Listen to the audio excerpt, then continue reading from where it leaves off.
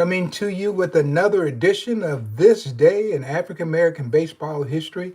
Today is the November the 11th, 2025 edition of This Day in Black Baseball History. So if you've not joined me before, just want to let you know that what I do is I give you a historical fact that happened on November the 11th. And then that is usually followed by some commentary that comes from my more than 100 and no, it's not 100. It's only 45 years. I guess I got your attention. My 45 years as being an African American baseball historian, but I specialize just in history in general because I love history. So no telling what will find its way into my dialogue.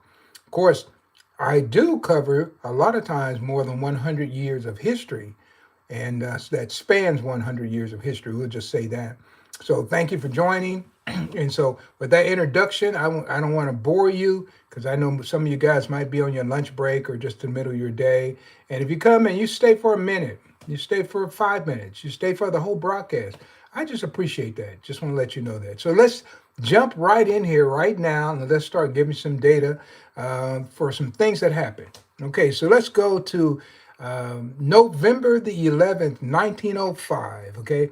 In a game played in Philadelphia, Pennsylvania, let's see, okay, Pennsylvania defeated Harvard. This is football by a score of 12-6 at Franklin Field. That's in Philadelphia.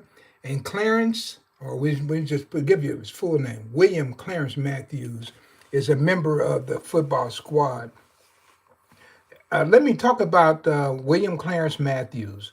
I think someone wrote a book on him a few years ago, but I do know quite a bit about this individual. Now, he was playing at Harvard. He played baseball, too, at a very high level. As a matter of fact, 1905, he tried to join up with the Philadelphia Giants. He came out and attended one of their games and talked to Saul White. But Saul White didn't really have a spot for him because he played second base. Of course, they had the famous Charlie Grant playing second base. He wasn't going to beat out Charlie Grant. At shortstop, they had Grant Home Run Johnson. There ain't no place for you there. And they were just pretty much balanced all the way around up the middle, which were the positions he played. So he actually did not ever play for the getting a call here. So anyway, just want to mention his name. Now, he did go to Harvard. What's interesting, and he graduated from Harvard and then went back and went to law school at Harvard. I will also say that he was at Phillips Andover College before he actually went to Harvard. Interesting thing, at the same time he was at Harvard, my cousin was at Harvard. And so he was a Bruce. And so if you go look up Roscoe Conklin Bruce, you will see that my cousin was there at the same time. They probably knew each other. And both of them were pretty prominent. And there were not a lot of black men at Harvard at that time. So I'm sure they knew each other. So I always like to talk about that. And, I guess I'm coming from one of those families that have Harvard graduates. Can you imagine that? The turn of the century. That's pretty impressive. So it raised the bar high for me to try to compete with my ancestors who did wonderful things. So actually, I'll throw this in. The first African-American graduate from Kansas University, KU, probably heard of KU, was another one of my cousins, and his name was Blanche Catine Bruce. So proud of that family heritage. And so I get a chance to talk about my own family heritage while I'm talking about Clarence Matthews, an outstanding player, played football. And so anyway, this time of year, we get a chance to talk about guys who play different sports. All right, then. And speaking of different sports, how about this one? Standing at 6'2", Topeka Jack Johnson landed 3 clean knockdowns to beat Nate Dewey in Chattanooga, Tennessee in 8 rounds. And Johnson, of course, during the baseball season, he managed the Kansas City, Kansas Giants, who had a fabulous record in 1909. They won 54 consecutive games. Can you imagine that? 54 consecutive games. I probably need to have you say that with me because that is simply amazing. That's a lot of wins. And so, but that was Topeka Jack Johnson. He's buried in Topeka, Kansas now. Been to where he's buried, and I like talking about him too. And he was quite the boxer. He actually fought Sam Langford. He also fought Jack Johnson. Not a lot of people can say that and live to tell the day. But he was also a great baseball player. Now he played shortstop at 6'2". And at the turn of the century, now this guy is playing shortstop at 6'2". And I remember people talking about the shortstops thinking they were going to be these little guys. But in the Negro Leagues, they had tall shortstops going all the way back. And this is just one good example of some of the things that they were doing in black baseball that weren't happening in the American National League. Also, in the American National League, a lot of their catchers were heavyweights. Where we had people like Bruce Petway, who was probably a lightweight, but he was as good a catcher as any of those guys. So, like talking about all this history, all right? So that's another person, Topeka Jack Johnson. So we went. Oh, how about this? He also went to college. He attended a Washburn University in Topeka, Kansas. All right, so we got two college guys going on. All right, so let's go to another one. We're going to stay with the college guys because we're on a roll right now. November 11, 1926, L.D. Livingston, who would go on to play for the Kansas City Monarchs, ran a 35-yard touchdown in the Wiley Wildcats University 30-0 win over Paul Quinn College. Yeah, another large guy. Played for the Kansas City Monarchs, was quite the home run hitter too. He also played for the New York Black Yankees, hit home runs for them. So L.D. Livingston, some people in some references, they'll make a note of him as being Larry Livingston, but he played football as well. So that's another guy. So we're on a roll. We got three college guys back to back to back. And most people don't realize how many of our great athletes were college professional, or they were college baseball, football, something like that. Usually those are the two sports, or of course basketball as well. So there are a lot of great guys that we need to talk about who were college educated that played in the Negro Leagues. And so we're going down through the ages. So we got a football guy, a boxing guy, another football guy. So let's go back and catch some Winter League baseball. November 11, 1932. With Andy Porter on the mound, the Los Angeles Royal Giants and Peroni's All-Stars battled to a 3-3 tie at Los Angeles White Sox Park. Porter battled pitcher Lou Capal, who formerly pitched in the National League. So, guys, these guys, I'm just every day and day in and day out, I show you that these guys could compete with these people. So, when you think about the National American League being a bunch of superior athletes, you better think again, because these guys they're there right with them at all levels in every sport, right? So Andy Porter, had a chance to meet Andy Porter. He lived in Los Angeles. Sometimes I see some people call him a shipwreck Porter. Had another brother, Merle. I also met his brother Merle too, who was alive. And I used to go out to Los Angeles and I would meet them and knew quite a few people out in Los Angeles as well. I'm going to come back to Los Angeles because the person who was responsible for getting me there, he actually passed away on this date back in 1997. I'll come to him at the end of my thing, at the end of this broadcast. Okay, so let's go to 1935. Okay. So we're still out on the California Winter League, all right? So Satchel Paige struck out three batters in a 9-2 battle in the second game of a doubleheader. Now, three batters for Satchel Paige. For Satchel Paige, that's an awful night. He used to strike out maybe three people in one inning, maybe three people in 2 innings, but he only had three batters struck out that night. But I think pitching wasn't what his main focus was that night, because he was hitting pretty good. And that same night, believe it or not, where's my little note here? Satchel Paige, he had a banner day at bat, hitting a double and a triple in the victory. And of course, the Royal Giants also won the first game too of this doubleheader, 18-7. So Satchel Paige, a double and a triple. So some people think Satchel Paige couldn't hit, but I guess If you're concentrating on your hitting, you can't concentrate on your pitching. So there we go. That was Satchel Paige. So everything had a great night. And guys, just in case you want to find a good organization to donate to, there's the Satchel Paige Foundation. I'm a member of the Satchel Paige Foundation, and you can look that up. I was actually on the phone with Linda Page today, and they have a wonderful foundation. They're trying to do some interesting things in Kansas City, not only to highlight the name of Satchel Paige, but also to help the youth in Kansas City. You know, Satchel Paige, they had to spend a little time in the boys' home. So they really have a passion for going back and reaching some of these youth that are lost to let them know, don't give up. Don't give up. That you can still do something with your life. And they use Satchel Paige, their dad, as the example because he did wonderful things. That's why we're talking about him right now. And I think Satchel Paige died in 1982. Guys, this is 2025. And I'm talking about him just like he just walked through the room today because of what he achieved in his lifetime. And as you well know, if you follow me, and with these nightly talks or daily talks of this day in Black baseball history, we get the chance to talk about Satchel Paige often. So just know the Satchel Paige Foundation is an excellent organization for you to support. Just want to let you know that, all right?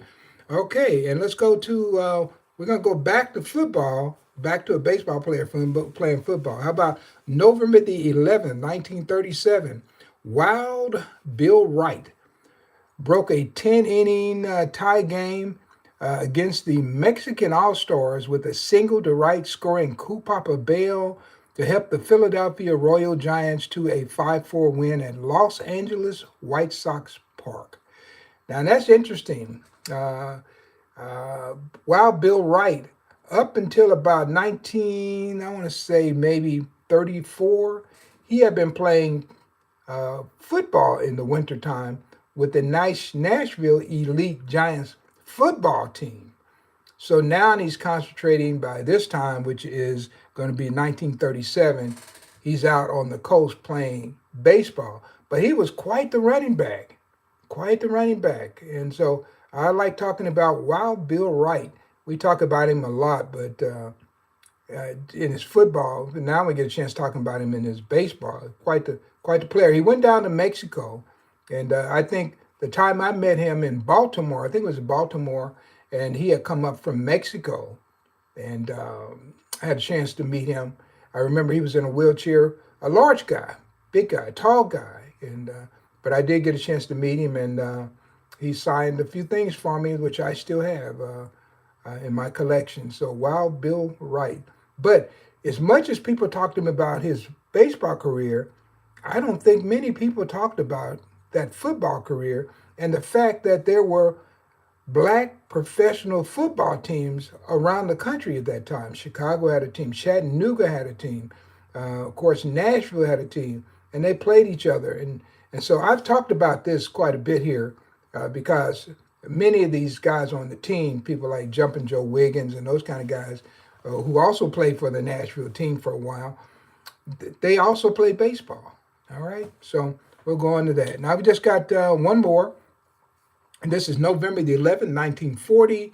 Baltimore Elites pitcher Nate Moreland, former University of Redlands football letterman, tossed a 5-hitter in a baseball game to defeat the Mexican All-Stars 5-4 at White Sox Park in Los Angeles, and that was November the 11th, 1940. Once again, another college guy, another Winter League game. Like, this is back-to-back games I mentioned against the Mexican All-Stars.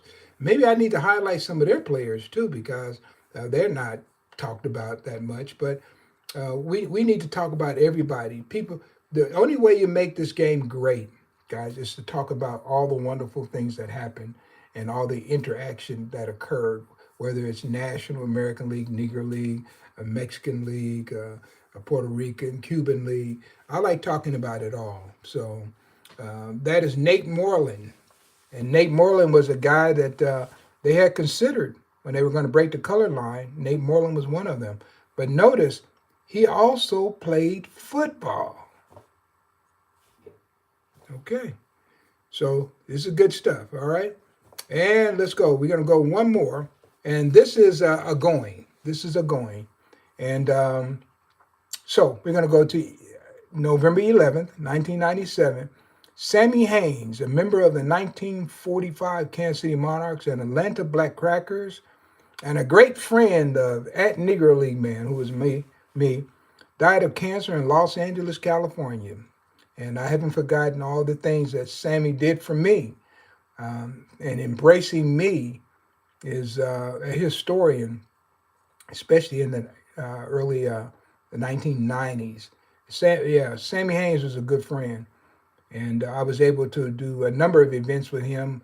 I remember one time he invited me out to Los Angeles. He was raising monies for the widows of Negro League players, and so he invited me out to this program. And so when I get out there, I look at the little lineup, and so I see the guy who's my warm-up speaker, and I said, "Man," I said, "no one's going to believe this." I said, "Let me get a couple of extra copies of this program." So the guy who was my warm-up speaker, and I was the main speaker that night, believe it or not, was Jim Brown. Who look, I figured it's going to be the other way around. Look, I'm going to be the warm-up speaker for Jim Brown, but yeah, Jim Brown was actually the warm-up speaker for Phil Dixon. And I said, "Man," I said, "boy, you know that you've arrived somewhere when Jim Brown is your warm-up, right?" So I was quite proud of that, and I made sure that I had extra programs because I said, no one back in Kansas City is going to believe this when I get back. And it was a star-studded event. I remember right before the event, he had a number of celebrities there. What's his name? He was the owner of the Lakers. What's his name? Oh, shucks, I can't think. Begin with a B. But he was there. Don Newcomb was at our table. And I remember, you remember the movie, the original movie, The Color Purple, the guy who played Harpo. He was there that night, and I talked to him, and I asked him what he was doing. He said, "Man," he said, "I'm about to go back home. I'm going to leave Los Angeles." He said, "I can't get a good role." He said, "I just got through playing in some horrible movie called UB4. And you could probably look that up." And he said he was going back home, but got a chance to talk to him, and he signed. I think he signed my book for me, and so I sat at the table that evening with Don Newcomb and talked to him about Bussy. Bussy was the guy from Los Angeles Lakers, and there were other celebrities there too. So Sammy Haynes had a way of reaching out and getting people to show up that you wouldn't think. And so Jim Brown was at our table too. Unfortunately, I didn't get Jim Brown to sign anything. Man, what a big mistake that was. So anyway, Sammy Haynes, I will probably never forget him. Matter of fact, probably to it, I will never forget him. And some of the best stories I ever heard about the 1945 Kansas City Monarchs and Jackie Robinson being on the team came from Sammy Haynes and Othello Renfro. Those two people told me more because they were with the team. And if you ever see a story or you read an article about Jackie Robinson and his year that he was with the Kansas City Monarchs, if it doesn't include those two names, it probably isn't that genuine a story. So I remember one thing I will mention, Sammy told me how Dizzy Dismukes was the traveling secretary, and he and Jackie Robinson were getting these hot debates and arguments about integration, believe it or not. Talking about integration. And this is before Branch Rickey showed up. So they were already talking about this on the bus as they traveled around the country. Jackie thought it could happen. And Dizzy Dismukes, who had probably heard that same thing about the National American League was going to integrate ever since he had come in the ball around 1911, he didn't know. Well, he didn't want to get his hopes up too high. So anyway, guys, that about does it for me. That's 20 minutes. Usually I try to get 20 minutes in here.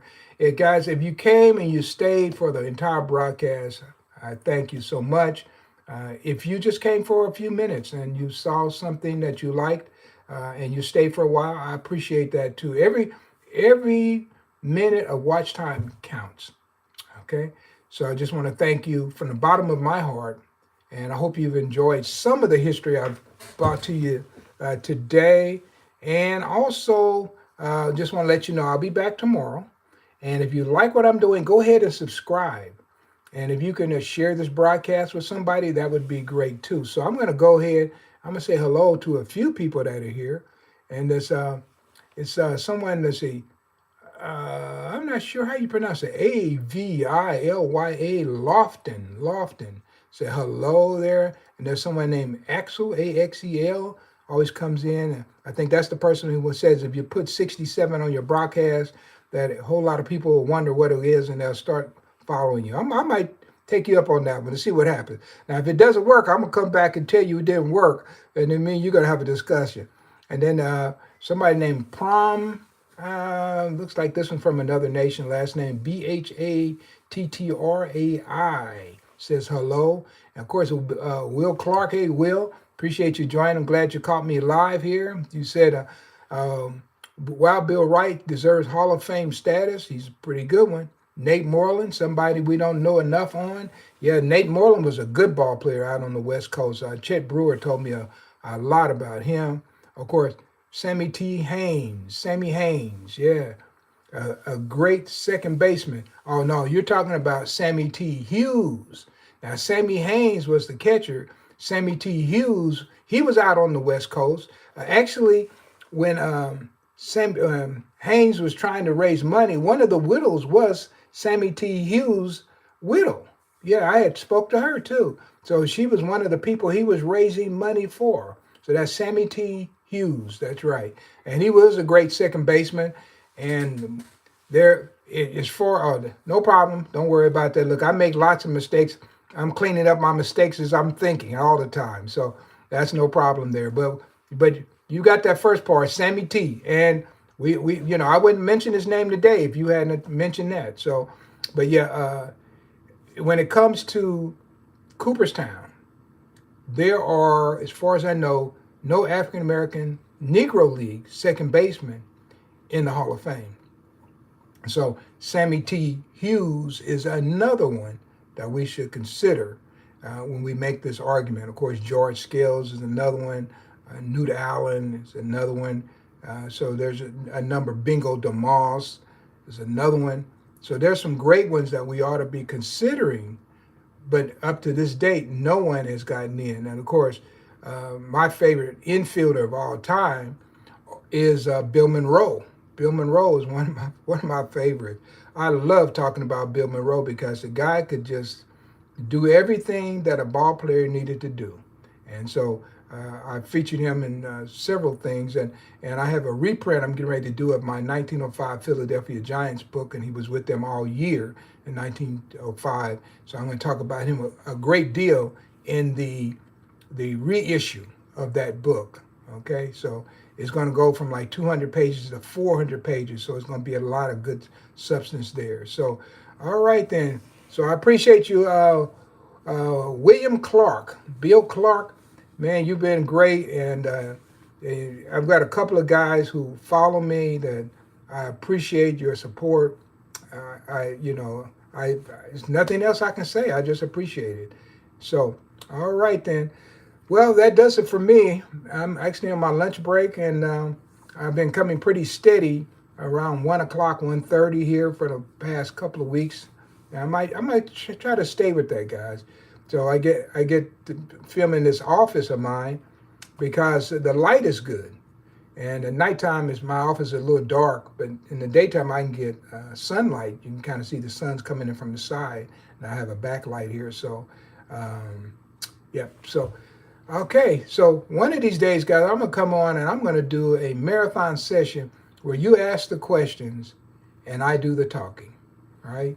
You ask the questions and we might do a stump the chump, right? Maybe I'll try to stump you guys to see how fast you can respond back. But we have to get enough subscribers to do that, and then we'll have some fun with that as well. We'll see how much everybody knows. So just in a summary today, guys, you got a chance to learn something about William Clarence Matthews, Wild Bill Wright, Sammy Haynes. Who else we mentioned? Of course, L.D. Livingston, Larry Livingston. And hey, that's a good day. All right. Thank you, guys. I'm out of here, and I will see you soon. I don't know tomorrow because I will be in the office, but I may come in the evening tomorrow, but I'll be back probably Thursday around this time. All right. Thank you guys. Have a nice day and enjoy your sports history. Bye.